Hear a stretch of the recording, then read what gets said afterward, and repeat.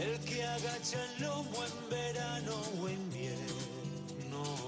E os lunes a esta hora pasamos polo Voces do Agro e recibimos nos estudios da Radio Voz en Carballo a Luis García. Que tal, Luis? Como estamos? Muy bien, Fran. Pues nada, sumando aquí semanas. Fins de semana, que algo farías tamén.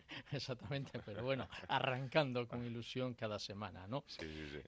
Mira, hoxe imos falar, non é ciencia ficción isto que imos tratar, é futuro, é posicionarnos cara ao futuro, ¿no? Preocupan en todas as actividades económicas, pues bueno, hai incidencia en temas medioambientais, ¿no? Entonces, bueno, é un tema moi transversal que afecta a todo e incluso, pues, bueno, o sector agrogandeiro, ¿no? A semana pasada tive a oportunidade de participar en unhas reunións do proxecto Lactis, ya podes intuir por onde vai. Sí, algo de leite ten que haber. Innovación, transferencia de coñecemento, sostenibilidade para o sector agrogandeiro lácteo. Entón, imos tratar hoxe en Voces do Agro este tema tan interesante, tan oportuno como o tema das emisións ao medio ambiente e o control de todas estas emisións, ¿no? Entón, este é un proxecto en el que participan varias entidades que está pilotando a consultora Medrar, que dirixe Hugo Criado, que o temos o teléfono. Hola, Hugo, que tal, como estamos? Bos días. Bo día a todos. A consultora Medrar crecer, ¿no? Medrar en que sentido? Claro, nós cando puxemos o nombre tamén queríamos que tuvera ese sentido, non, moi gallego da palabra medrar, que hicimos sobre todo na Terra Chá. Nós somos de Vilalba, de Lugo, estamos nesta zona. Esa palabra ten moito cariño, non, para os nenos, de que están medrando. Noutros territorios quizá non ten esa connotación tan bonita, pero é un pouco a filosofía que temos de crecer, facendo crecer aos máis. É un poquinho o que nos move dentro desa consultoría de innovación que facemos no agroalimentario. Aí na Terrachá están medrando varias iniciativas, ¿no? Porque vexo no programa deste que participa, Central Lechera Asturiana, GACA, Medrar, Clun, Capsafud, Central Lechera Asturiana integras en él, está tamén Innogando, ¿no? Que é unha empresa punteira aí na Terrachá no sector agrogandeiro, ¿no?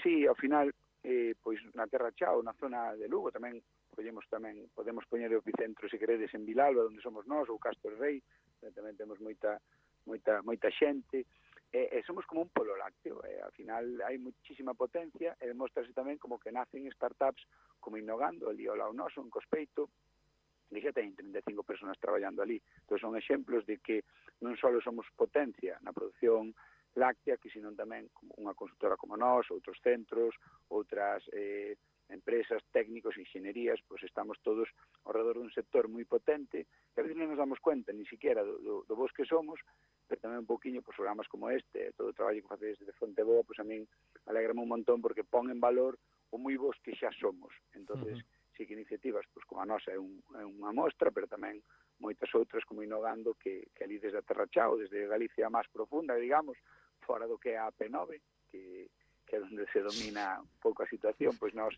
desde esta parte de Galicia... Tamén existe a A8, ¿no? A8, ¿no? Nós chamamos a P9, en que sentido?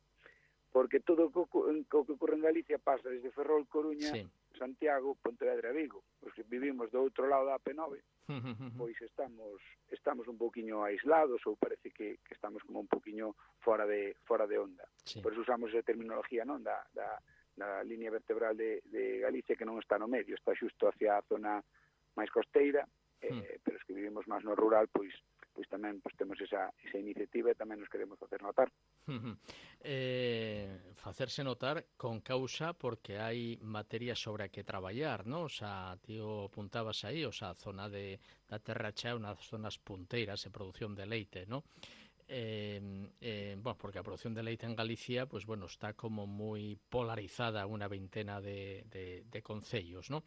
Neste programa chamase, Lactis, e utilizades a metodoloxía AQUIS. Non é que estemos aquí inventando un novo idioma, pero ten a súa razón de ser. Explícanos de que vai o proxecto Lactis e a metodoloxía AQUIS.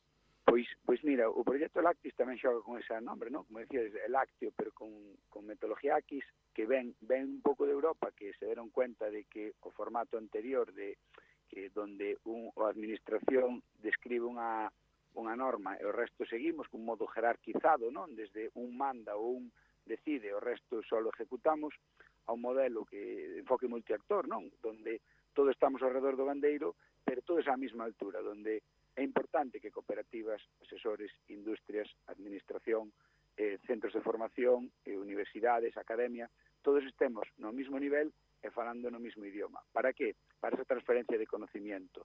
Entón, levado a este proxecto, como entendemos que a sostenibilidade, a huella de carbono, requiere aínda un debate máis profundo, un análisis, unha discusión en grupo, un enfoque que seña positivo para o gandeiro, pois quixemos alinear esas dúas temáticas, non? O formato, a metodología Aquis que ven de Europa e que queremos que chegue a Galicia, mas tamén a sostenibilidade no sector para que non seña, pois eso, como un paracaidista que ven de Europa con unha norma que os gandeiros non entenden, que as industrias non saben utilizar e que pode ser como outras anteriores que que se quedan sin o impacto esperado.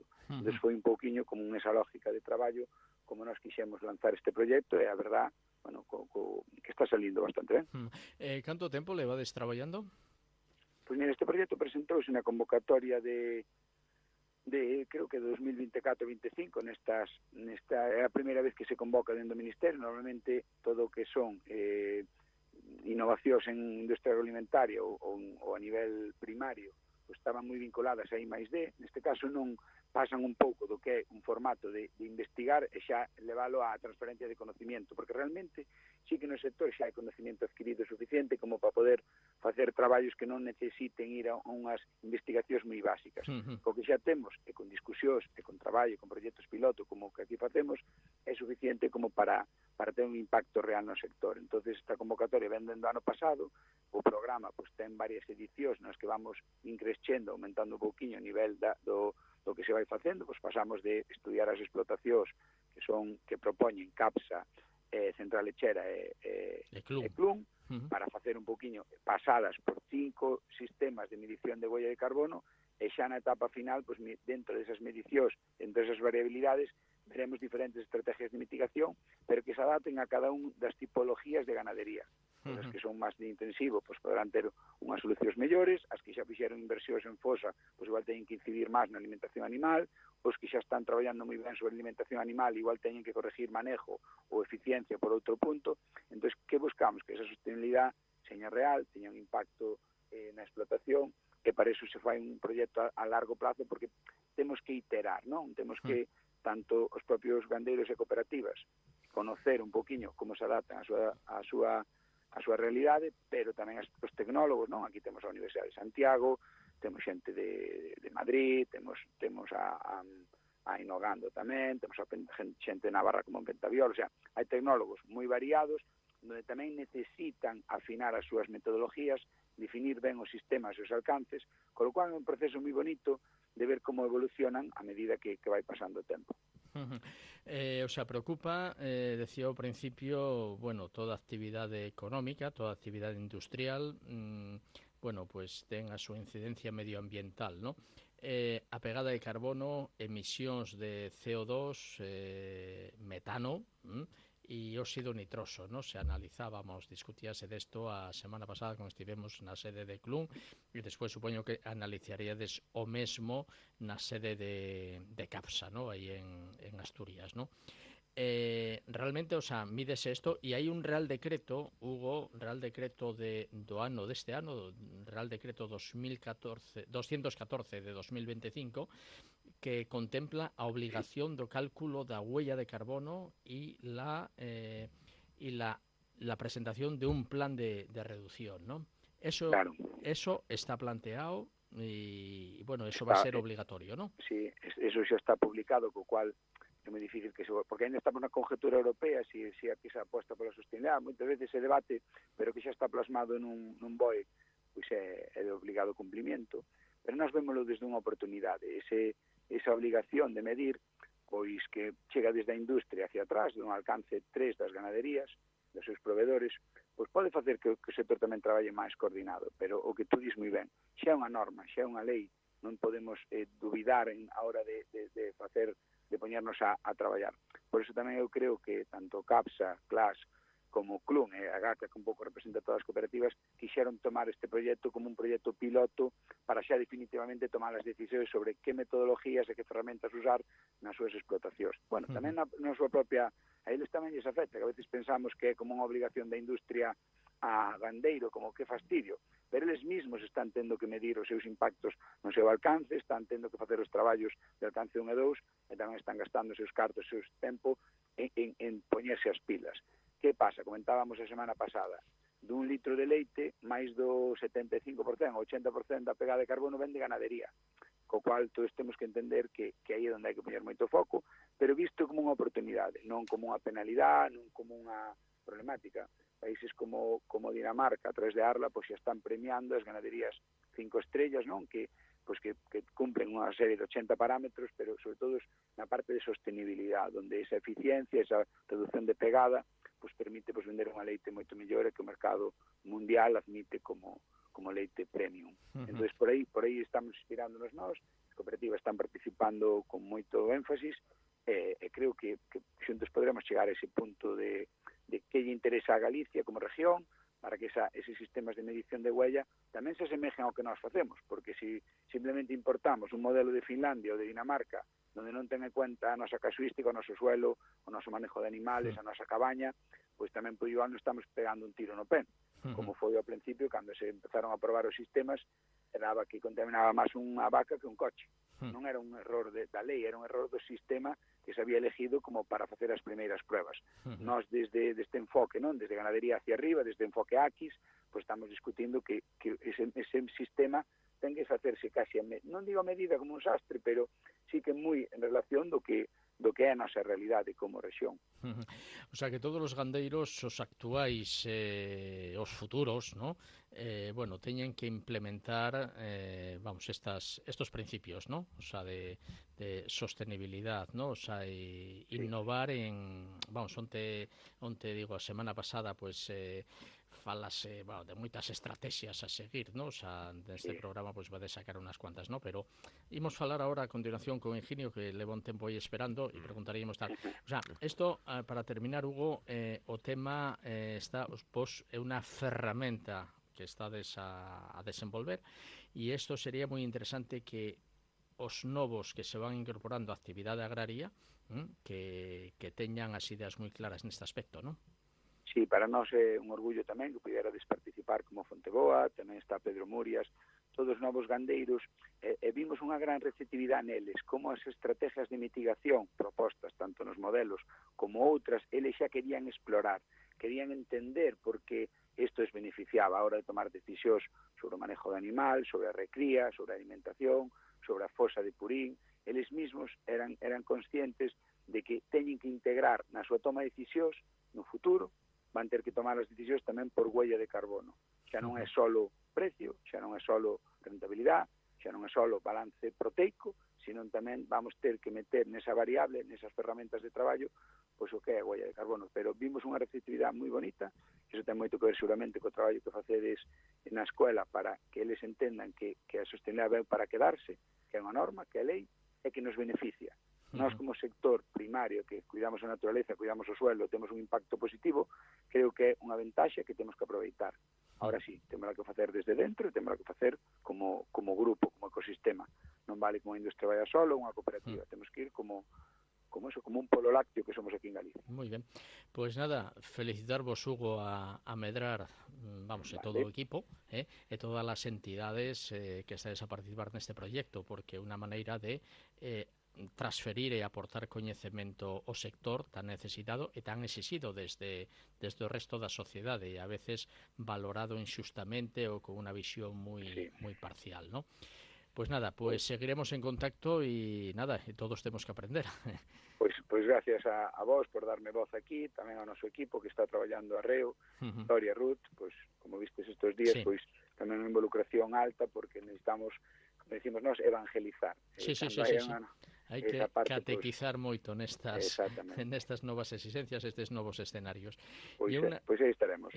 gracias, Hugo. Ata pronto. Veña, gracias a todos. Gracias, Hugo. Ata E pronto. isto Chao, chao. de Medre o catequizar... leite e medren os seus beneficios. Sí, e isto, exactamente, e isto de catequizar leva tempo facendo a GACA, ¿no? A GACA, bueno, temos o teléfono a Higinio Mougán, que é o xerente, director Bueno, non sei se Higinio seguirá aí. Sí, Higinio, bons días. Hola, Higinio, bons días, que tal? Moi bons Perdón días, pola sí, espera. sí. Estou ben escoitando, Bueno, bons días. estiveches facendo un repaso do que vimos ali en Clum, vamos, unha síntese, ¿no? Vos levades tempo, Higinio, participando en moitos programas europeos neste ámbito, ¿no? Como entidade asociativa, como a GACA, ¿no? Sí, bueno, levamos, eu creo que máis de 10 anos que empezamos a facer, sí, xa creo que fai máis de 10 anos, será 12 anos que empezamos a facer o primeiro cálculo de huella de carbono, curiosamente nunha explotación que tiña queixería. Non sei por que se nos dou por facelo máis difícil, porque é máis complicado para medir realmente o impacto de pegada de carbono no queixo, concretamente nun kilo de queixo, ¿no? Lembrome que eso foi un proxecto, bueno, a nivel nacional que se desenvolveu, pois creo que no 2012, 2013, nese sentido, pois levamos participando en múltiples proxectos, varios dos cales pois teñen que ver ca huella de carbono e con todo o que ten que ver ca sostibilidade no sector primario en xeral. Sí, ti como, vamos, desde a GACA, percibes que se está cambiando desde o sector productor, que se van introducindo estas consideracións? Eu creo que sí. Hai dous motivos. Hai un motivo que por un lado é normativa, sobre todo nas grandes explotacións, isto comenzarán a percibilo probablemente a partir do ano que ven. Estamos falando de explotacións que teñen máis de 180, neste momento máis de 180 animales en ordeño, máis de 180 OGMs que, bueno, parece que está establecido e fixado por este Real Decreto. Sí, el Real Decreto que comentábamos.